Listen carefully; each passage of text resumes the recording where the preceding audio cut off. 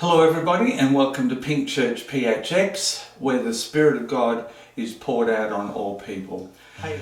So I was watching this show the other day. It was one of those murder shows that I get sucked into those. And in it, one of the suspects was actually a diplomat. They were an ambassador from their country living here in the United States. And the whole point of it was that sometimes there are people who have diplomatic immunity. In other words, this person was exempt from the laws of our country. It struck me, so what's with being an ambassador then? Like, there seem to be some privileges, there seem to be some things that we need to know about that. And then I remembered that there's a Bible verse about it, 2 Corinthians 5:20. When we're thinking about our role as ambassadors, it says this, now then, we are ambassadors for Christ, as though God were pleading through us.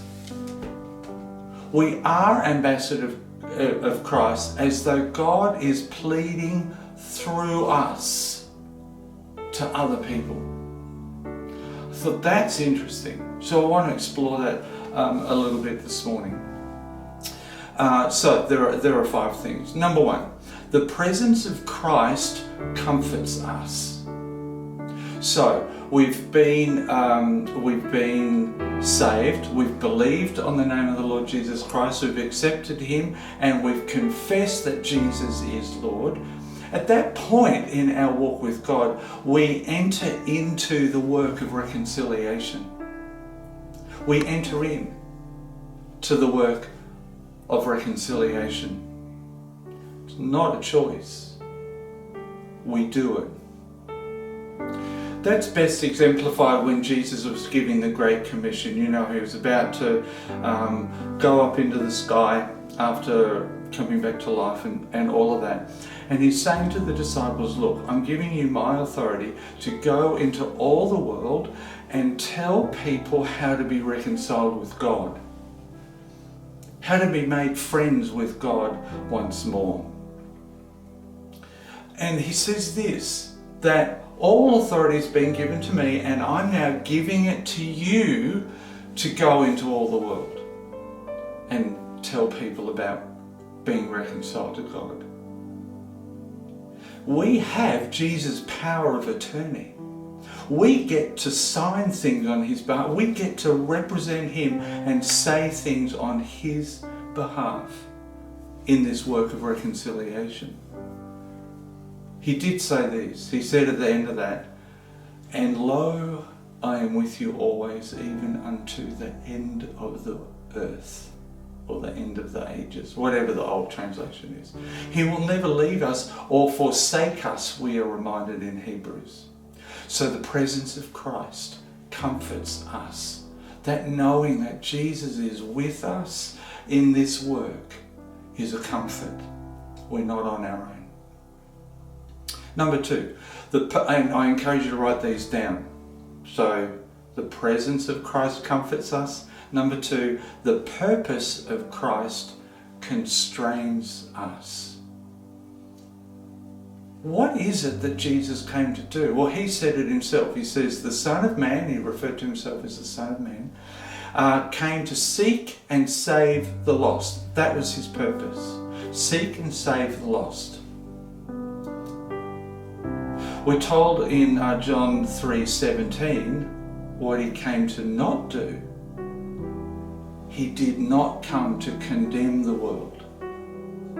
Condemnation and guilt and all that stuff doesn't come from Jesus, because we're told that He came not to condemn or to judge the world.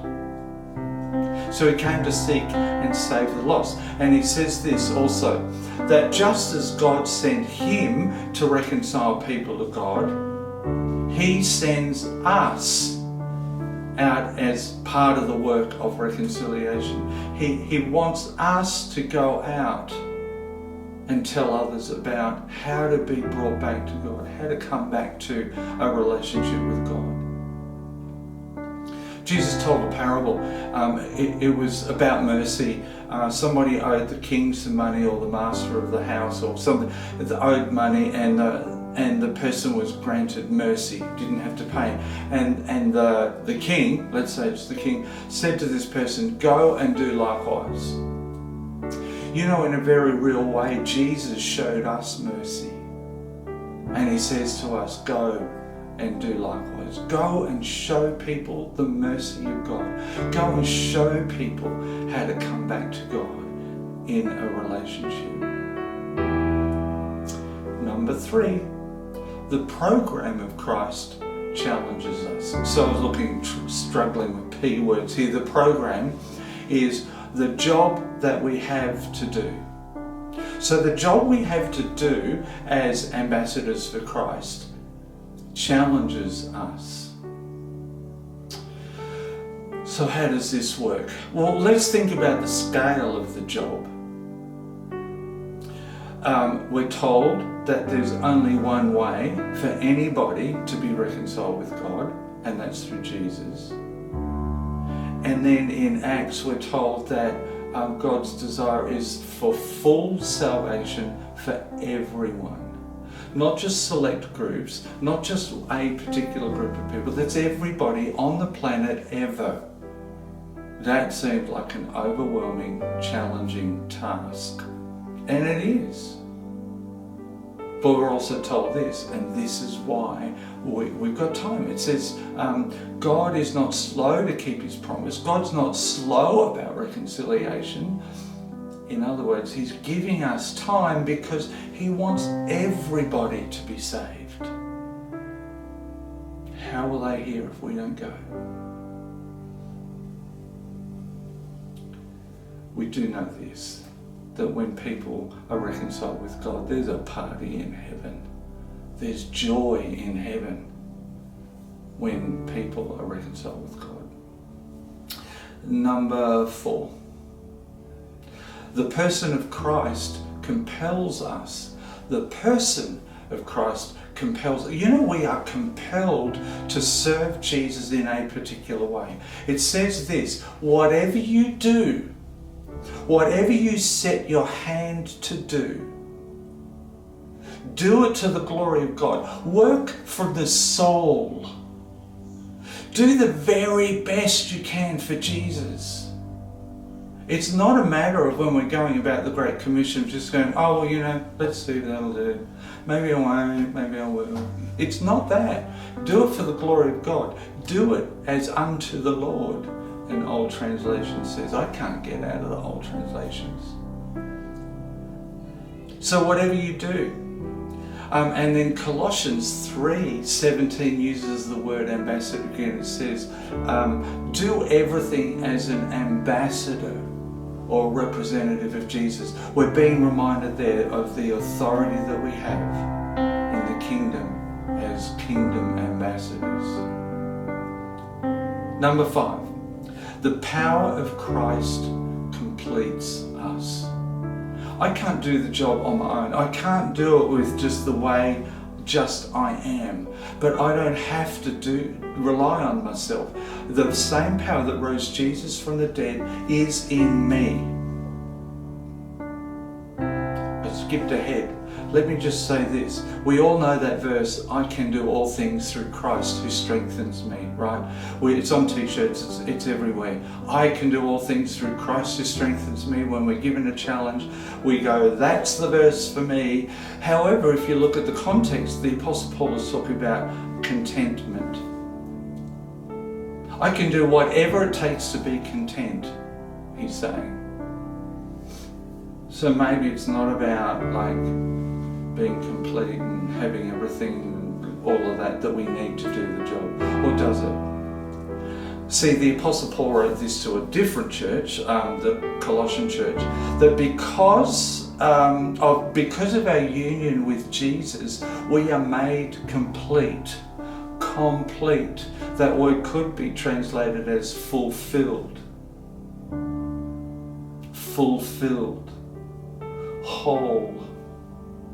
Utterly satisfied, content.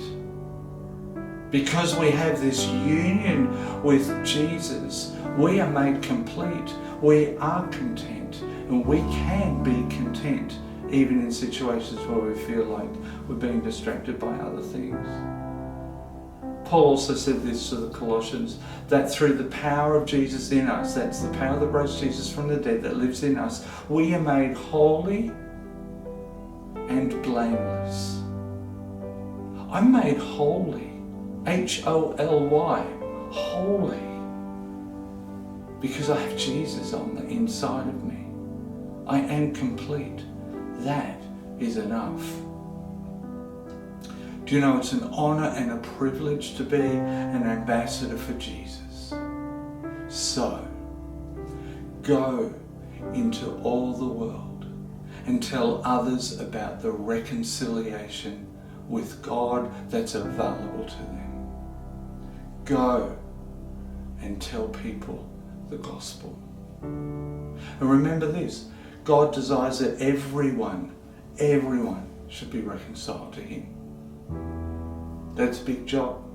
We're not alone. Jesus will never leave us. We're given everything that we need. Despite the challenge, we've been made complete. We can do the job.